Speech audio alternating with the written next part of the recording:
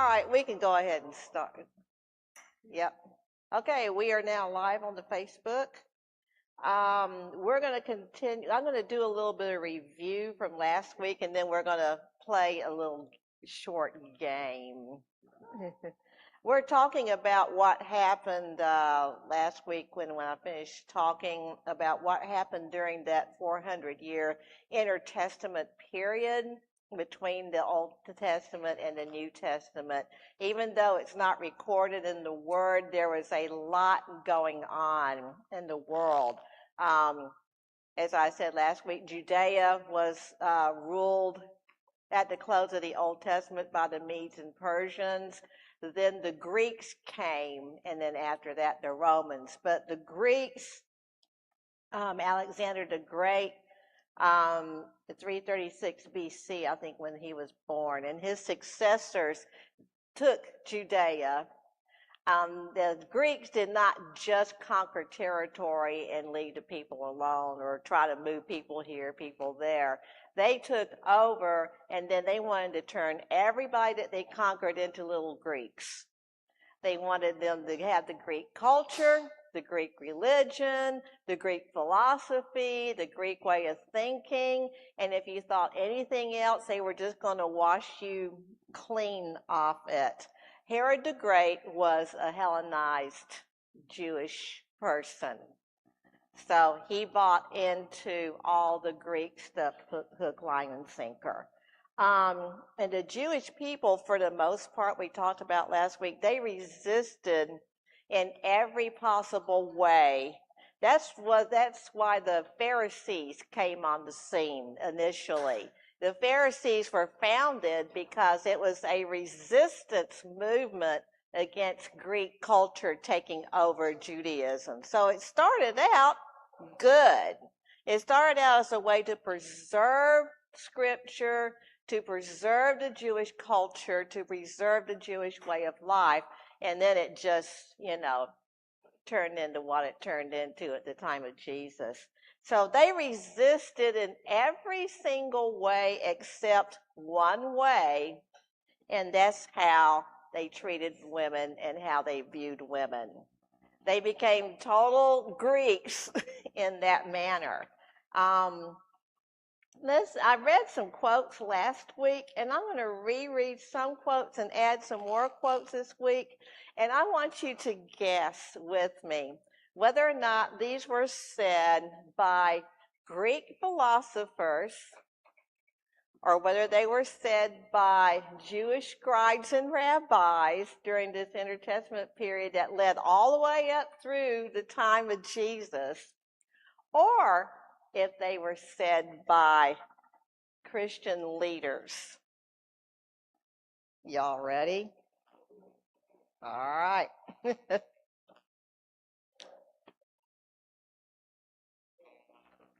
Here we go. He that has lived his appointed time well shall return again to his abode in his native star, and shall gain a life that is blessed and congenial. But whoso has failed therein shall be changed into woman's nature at the second birth. Did a Greek say that? Did a Jewish rabbi or scribe say that? Or did a Christian leader say that?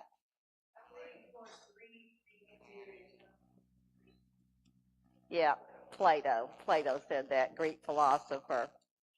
Lovely, huh? Here's one for you. Teach your sons, but not your daughters. That's out of the Talmud. Yeah, that's Jewish. That was written during the intertestament period, and the Jewish people consider that book secondary only to this. Teach your sons, but not your daughters. Okay? Let me see if I can dig up some more fun stuff. Tame animals have a better nature than wild, and all tame animals are better off when they are ruled by men, for then they are preserved. Again, the male is by nature superior and the female inferior. The one rules, The other is ruled. This principle of necessity extends to all mankind. I know it wasn't Billy Graham because Miss Ruth would have beat him. Aristotle. Aristotle. A woman's voice is nakedness, and one may not speak with her. Jewish. Yes. A man may sell his daughter, but a woman may not sell her daughter. Jewish.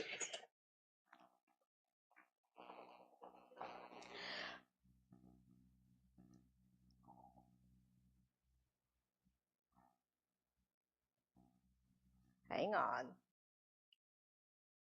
Woman in her greatest perfection was made to serve and obey man. That's recent church. Woman in her greatest perfection was made to serve and obey man. Who said that?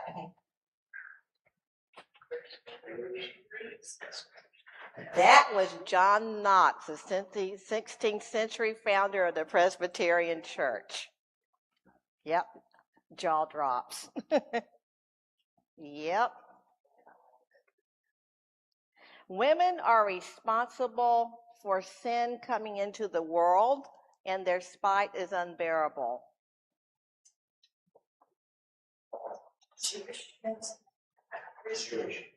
Jewish scribe Ben Sira lived in around 200 AD. Even has a book of the Apocrypha that he wrote that's still in the Jewish and the Catholic Apocrypha. Women give rise to shame and reproach. Jewish.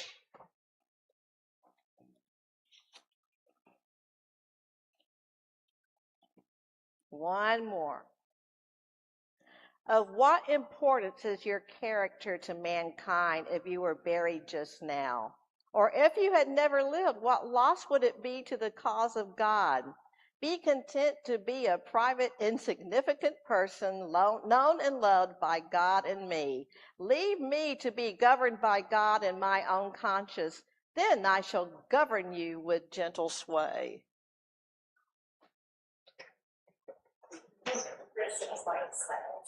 That would be John Wesley in a letter to his wife. That would be John Wesley. So you see what happened during the attempted Hellenization of the Jewish culture carried from the Greeks to Jewish culture and right on down the line to Christianity. And women were brought from a place of honor, of being Azers, and we went to a place of shame and being put underneath in every possible way. This is the atmosphere that Jesus came into. This is the atmosphere that Jesus came into. And when we go through this week and next week, you're going to see what my eyes were open when I went back and looked at some of these women. Jesus was a radical. He was an absolute radical in his time. He took this thing and tore it apart limb by limb by limb by example. So we have 200 years of Jewish influenced culture from the Greeks until Jesus came. And he was born in a world where women were anchored in shame. Think about Mary, the mother of Jesus. What in her culture would people have thought about her being pregnant? They would have stoned her, right? Joseph was the one that stepped up and intervened, decided to try, well, I'm going to keep this quiet and send her away.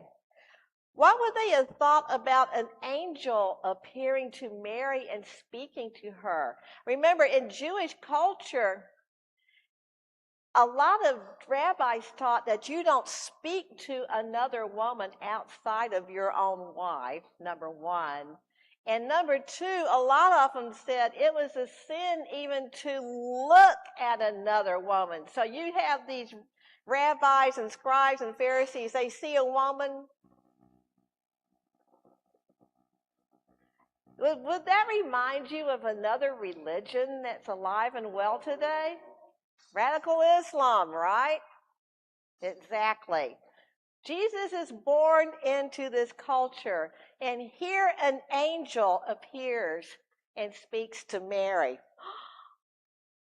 No, she's lying. There's no way an angel's going to appear to some little girl, number one. Number two, she's not going to get pregnant out of wedlock unless she is a sinner. So think about the shame that people wanted to heap on Mary when she became pregnant. But Mary, under the inspiration of the Holy Spirit, gets a whole nother picture. Jesus, even in the womb, starts turning shame into honor. I'm going to read in Luke 1:26, and it says, "Now in the 6th month, the angel Gabriel was sent by God to a city in Galilee named Nazareth to a virgin betrothed to a man whose name was Joseph of the house of David. The virgin's name was Mary. And having come in, the angel said to her, 'Rejoice, highly favored one. The Lord is with you. Blessed are you among women.'" What? The angel of the Lord calls Mary what? Blessed and highly favored. That word favored is from the Greek word charis, which we're all familiar with, which means grace. So Mary, even in the conception of Jesus, is blessed and highly favored. This curse that has been put on women is already in conception starting to be broken. And look at what she says in the Song of Mary, verse 46. And Mary says, "My soul magnifies the Lord, and my spirit has rejoiced in God my Savior. For he has regarded the lowly state of his maidservant."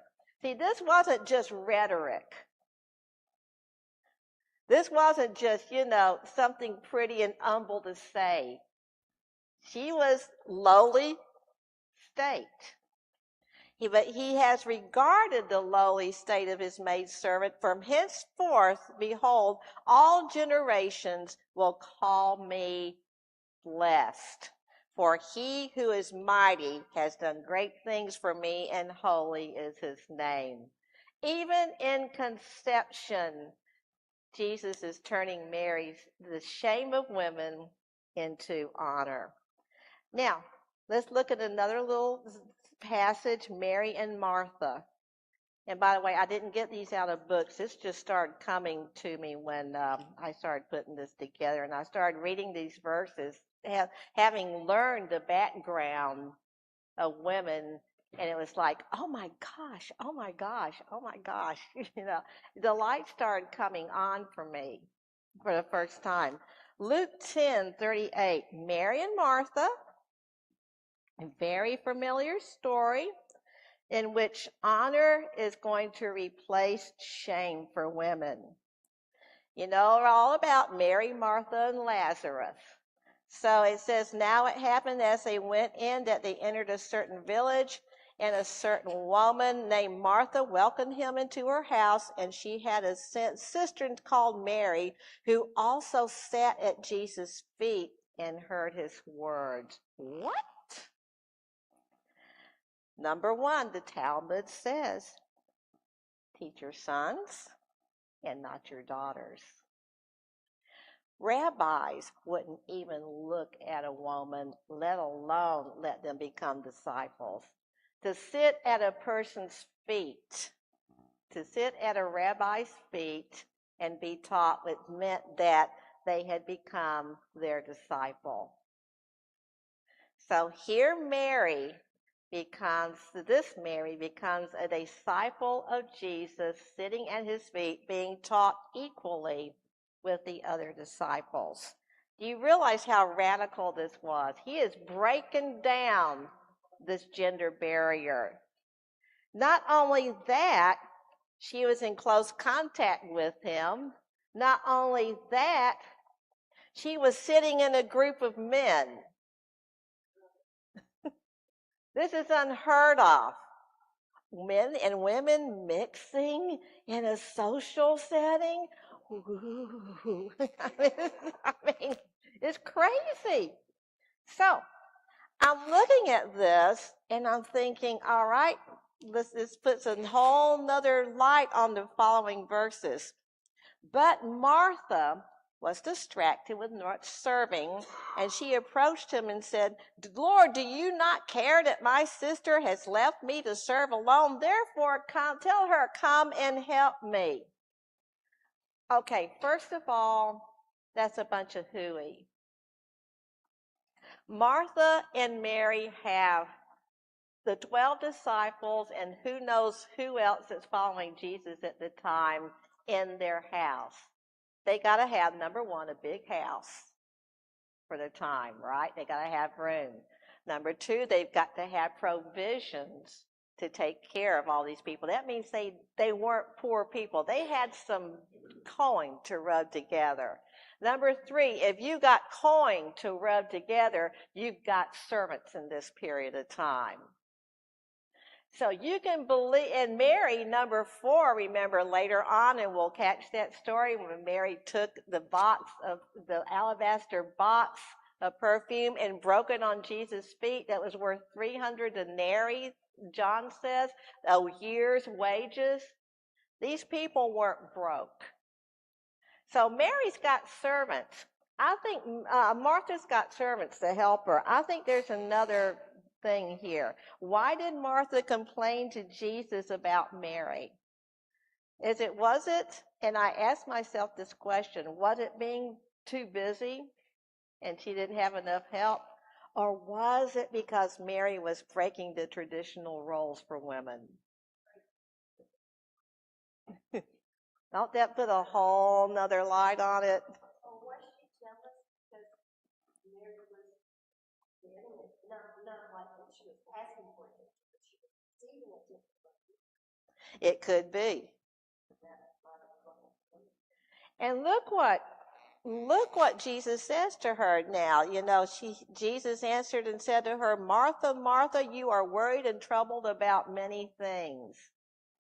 Could some of that many things be, what are people going to say?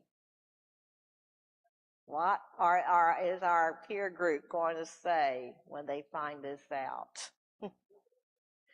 But one thing is needed, and Mary has chosen the good part, which will not be taken away from her. All the rest of your busy serving is going to pass.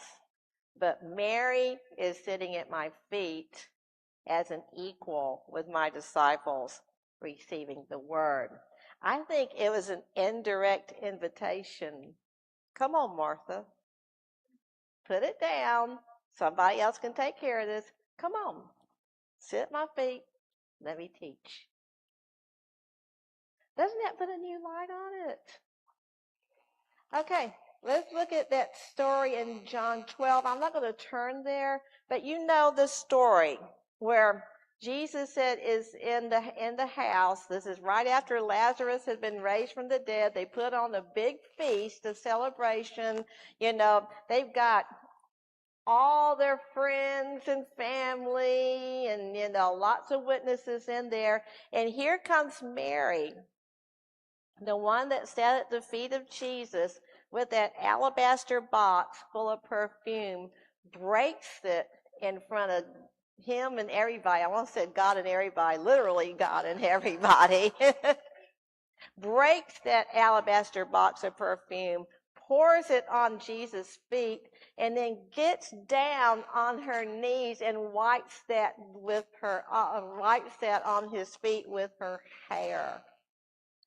She's breaking traditions because women had to have the head covering. She had to take that head covering off to do that, number one. Number two, she's touching another man in front of everyone. You don't do that. Number three, Jesus was accepting it. Number four, Jesus defended her when the disciples, particularly Judas, objected and said, well, that money could have been, so that could have been sold and the money given to the poor. Yeah. They were just embarrassed. They were embarrassed. And Jesus said in Matthew, as a tag on, he said, wherever the gospel is preached, this will be told about her. Do you know that's the only thing that Jesus tagged on with the gospel? The gospel and Mary's act of worship. Nobody else got mentioned and got tagged on with the gospel. Mary did. The gospel will be preached and her act of worship will be mentioned along with it. Shame to great honor. Shame to honor. Okay, everybody following with me? Any comments and questions before I get into my main part? It's just interesting all the details that you're giving and just paint a picture of like how it really was. Yeah. Because, if we haven't studied the culture and traditions and so forth, we just kind of read through it. Oh, okay. It was a big deal. It is a big deal. It's a huge deal. It's huge. Well, Yes, I've ma'am. heard it taught and preached quite a bit, usually by men, and men just brushed over it. Yeah. I've never, you're the only one that's ever They're really. going to death. Well, even in Bible college, We were both connected with Liberty. We were both on staff at Liberty. Interesting story, and I digress. But the Sunday that I left Liberty Church and we left and moved was his first Sunday at Liberty. Crazy, yeah, crazy. I mean, we were just ships passing in the night. But going through and getting my master's degree in theology, we didn't study intertestament times. I was only in my digging last year through a whole bunch of material, and I started educating myself, and I was like, oh my gosh. Well, it just throws everything about women in a whole new light and how Jesus treated them. Yes, sir. Versus Arminianism, how does Lutheran intertwine all of those things? Where women? Yeah. Sorry, try. We're going to hit those big bitty betty passages, And we're going to hit them in a cultural light. And I think, you're going to be very surprised. I mean, again, I took all these books in Bible college. Nobody taught this. I had to dig myself. All right. Let's talk about the Samaritan woman at the well. We're going to spend the rest of our time today on this. We're going to hit this thing verse by verse. Because when I went back and started rereading and restudying this, I was like, oh my. John 4. John 4. Now, as you know from history, the area that's known as Samaria was the northern king of Israel back in the Old Testament that was overrun by Assyria before, several hundred years before Judea was taken by the Babylonians. And the Assyrians left some of the Jewish people there, and then they moved in a lot of the mixed race peoples that they had conquered and settled them in that same area in what's now called Samaria. They intermarried, and because of the intermarriage, because of the racial mixing, the Jewish people considered them impure and unclean. and they didn't like the Jewish people either. So you got a lot of racial tension going on there from the very beginning. When the Jewish people came back from their exile and began to rebuild the temple, the Samaritan leaders actually came to them and offered to help them build the temple. But the Jewish people rejected them because they considered them mixed race. They considered their religion to be impure. And so they said, well, okay, since you think this off us, we're going to go build our own temple. And they built their own temple on Mount Gerizim and worshiped there. They only accept the first 5 books of the Bible, called the Torah, and they have some other mixed traditions in there. But the Jewish people considered them to be blasphemers, heretics, and idolaters. So you got racial tensions and you got religious tensions. And during the time of Jesus, if you were one of the holy men, you went a long way around. If you were traveling north to south or south to north, you went several days around Samaria so you didn't have to set foot in their blasphemous country. But here, in verse 1 says, therefore, when the Lord knew that the Pharisees had heard that Jesus made and baptized more disciples than John, though Jesus himself did not baptize, but his disciples, he left Judea and departed again to Galilee, north, but he needed to go through Samaria. Now, did he have to go through Samaria? No. He chose to go through Samaria. Interesting decision of Jesus. Their rabbi, the holiest one of all, decides to set foot on the ground of those nasty, racially mixed idolaters. Okay, so going on. So he came to a city of Samaria, which is called Sychar, near the plot of ground that Jacob gave to his son Joseph. Now Jacob's well was there, and Jesus, therefore, being wearied from his journey, sat thus by the well. It was about the 6th hour. It's about noontime. Okay.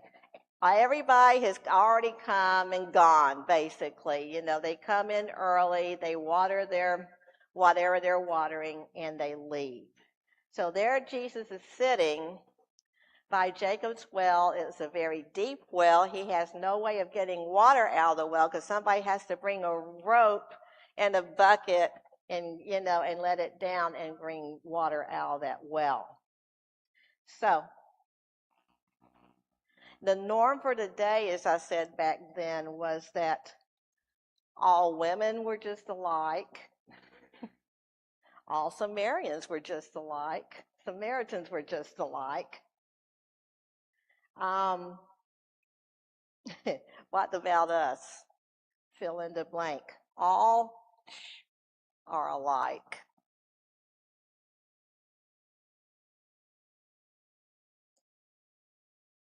All Democrats are alike. All Muslims are alike. What else can we stick in there?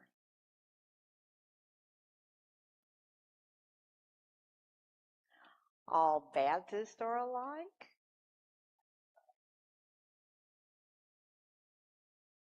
What other things can we stick in that blank? Got silent, didn't it? All right, let's go on.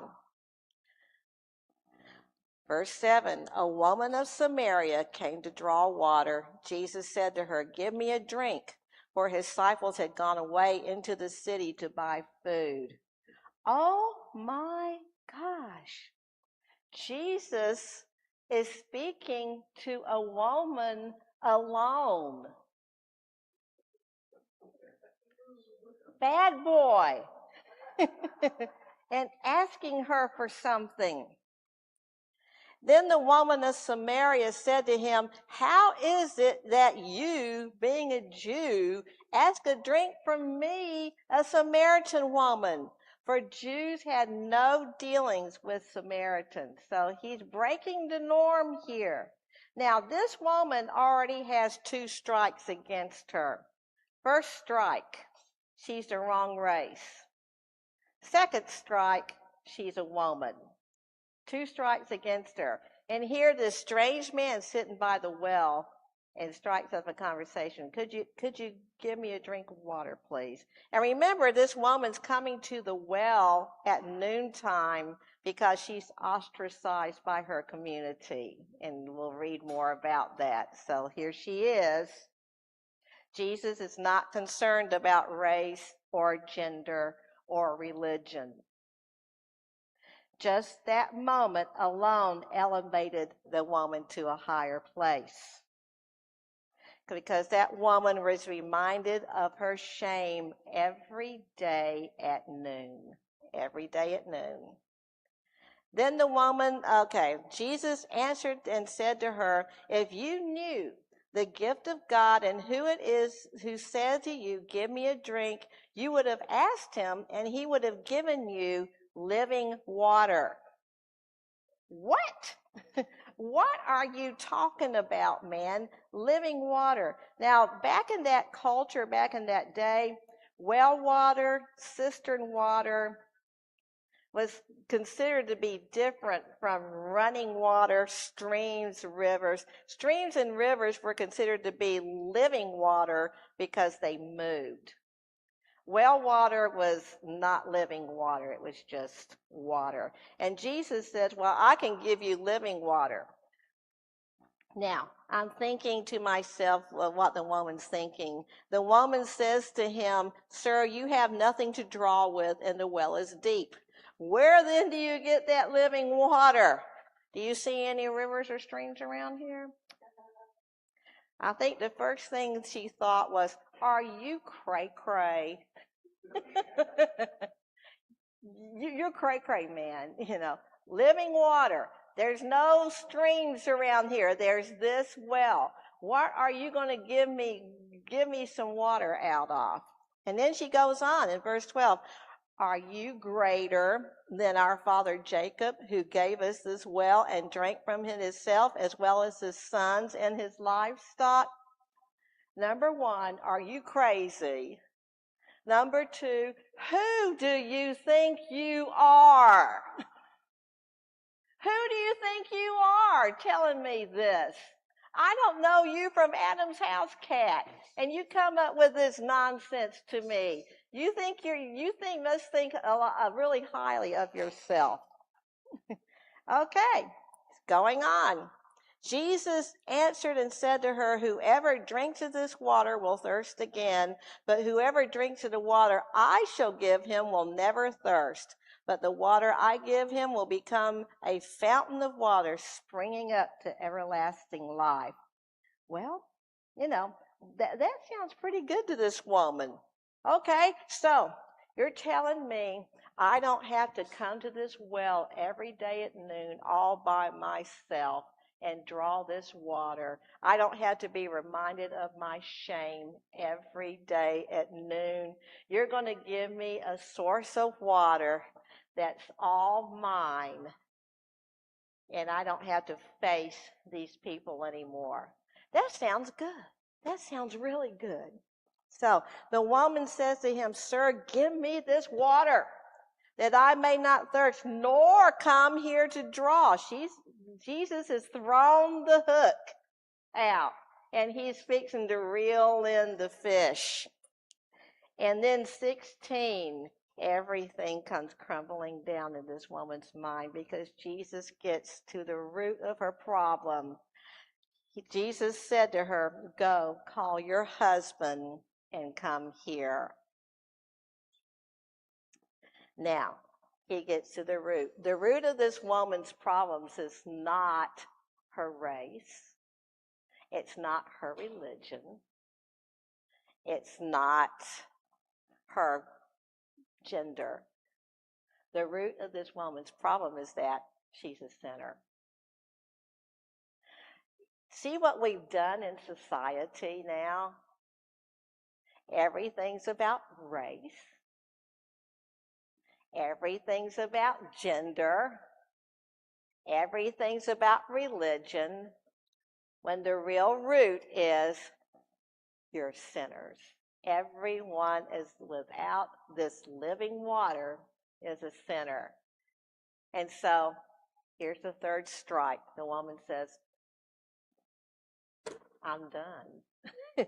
I'm done. You know, he's called me out. Third strike. So this woman is living under the curse. The rabbis of her day wouldn't have even looked her way. But Jesus not only looks her way, he offers her life and starts dealing with her shame.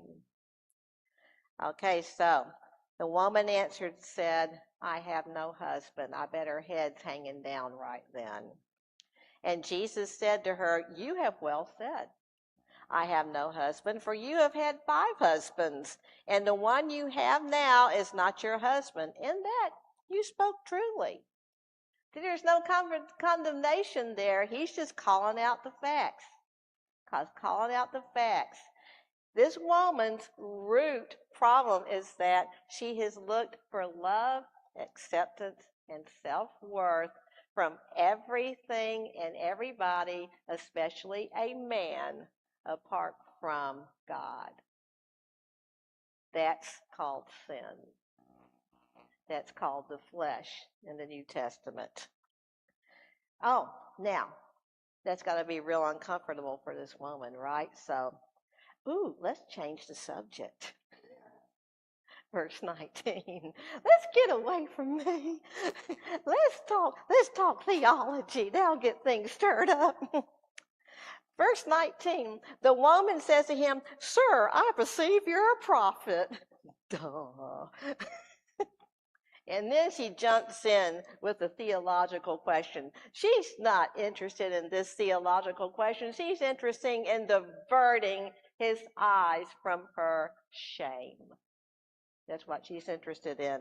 So she jumps in. Our fathers worshipped on this mountain, and you Jews, we're going to get a little, racial division going here. Maybe he'll go away, leave me alone.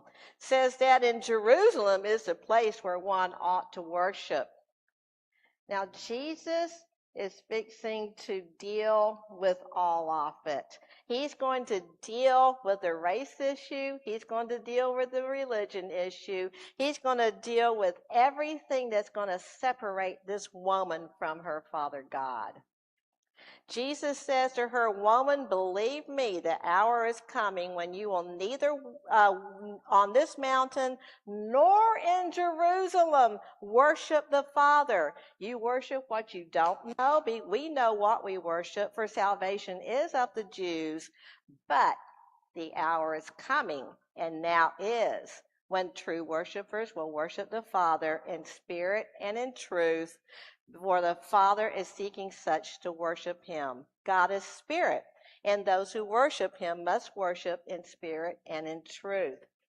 So he takes her little theological side argument and rips it to shreds. He's saying basically, worship, woman, it's not a place. Worship is in the heart. So, your racial excuses and your religious excuses, I'm tearing up, I'm throwing them away. It's a new day. You're going to learn to worship the Father in spirit and in truth. It's internal and not external. It's an act of the heart. It's not an act of doing this. It's not an act of sacrifice. And this is crazy. His revelation of who he was first comes to this Samaritan woman, to a woman that has no education, no social status, no respect. This revelation hasn't even come to the disciples. He first hands this revelation to this Samaritan woman who's an absolute no one in the sight of the world that she lives in. Verse 25, then the woman says to him, I know that Messiah is coming, who is called Christ. When he comes, he will tell us all things. Jesus said to her, I who speak to you am he. This Samaritan woman is the first one that receives the knowledge that Jesus is the Messiah. This is well before Peter's saying, you're the Messiah, the Son of God, who's come into the world. Jesus reveals himself to this nobody, this Samaritan woman who culture says, you're nothing but less than dust under our feet. Yeah. Verse 27, and at that point, his disciples came and they marveled that he talked with a woman. Why? Culture says rabbis don't speak with women. Yet no one said, what do you seek, or why are you talking with her? Yeah, they got enough fear in them to not question what he's doing. Then the woman then left her water pot, went her way into the city, and said to the men, come see a man who told me all the things that I ever did. Could this be the Christ? Then they went out of the city and came to him. She leaves her water pot of shame behind her. She doesn't need that water anymore. She's found the living water, and she's been released from her shame. Jesus didn't even ask her to go clean up her life before she went. Isn't that interesting? We've had this idea, and it was somewhat fostered at Bible college, that when you get everything right, you get your prayer life right, you pray enough, you fast enough, you work enough, you do stuff in the church, you come under these people, you submit to these people, then God may raise you up into your own ministry or release you into your calling and into your fulfillment. But you got to check off all these boxes first. And if you got sin in your life, then God can't use you. Jesus didn't restrain this woman. This woman took off and told everybody she saw, come see the Messiah. So this Samaritan woman becomes the first evangelist. The first evangelist. And she didn't even have to pray and fast 40 years. Imagine that. Think of the young people that are coming to Christ now. Think about a lot of us that came out of the hippie or the post right after hippie movement. Were we exactly cleaned up before we started opening our mouths and witnessing? Oh no. The first thing that come out of our mouths is we were in the street passing out tract. Look what Jesus did for me. Look what Jesus did for me. We only learned that we had to clean up our act later when we started sitting in church for too long. Or in Bible college. We learned that we had to offer sacrifices. Only they're Christian sacrifices. Christian sacrifices.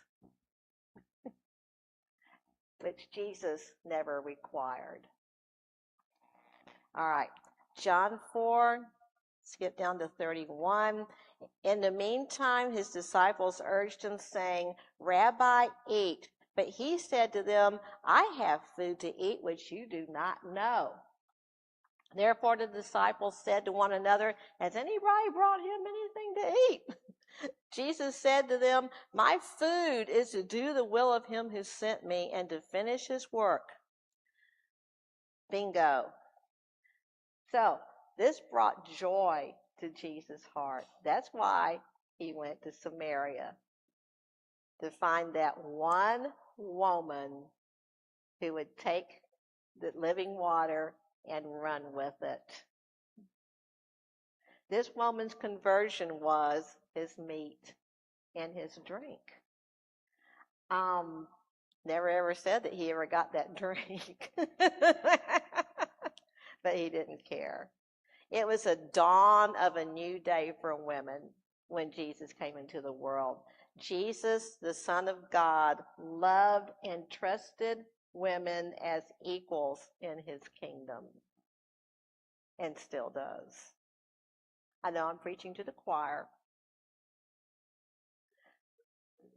Any comments or questions? That's as far as I'm going to go today. We're going to do some more women next week.